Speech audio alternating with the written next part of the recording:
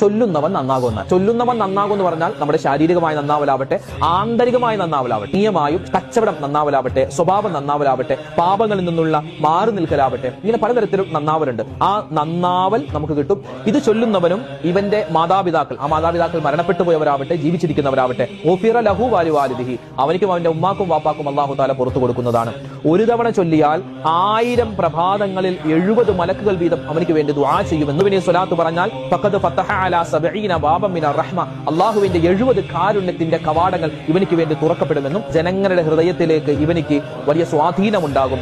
ശത്രുക്കളുടെ മനസ്സിൽ പോലും നമ്മളോട് ഒരു ഇഷ്ടം അല്ലാഹു തആല തോന്നിക്കുമെന്നാണ്. മാത്രമല്ല മുത്തുനബി മുഹമ്മദ് മുസ്തഫ സ്വല്ലല്ലാഹു അലൈഹി വസല്ലമ തങ്ങളെ സ്വപ്നം കാണാനുള്ള സുന്ദരമായ ഒരു അവസരം കൂടി നമുക്കുണ്ടാകുമെന്ന്. അല്ലാഹുമ്മ യാ റബ്ബ മുഹമ്മദിൻ വആലി മുഹമ്മദിൻ സ്വല്ലി അലാ മുഹമ്മദിൻ വആലി മുഹമ്മദിൻ വഅതി മുഹമ്മദൻ അദ്ദറജത വൽ വസീലത ഫിൽ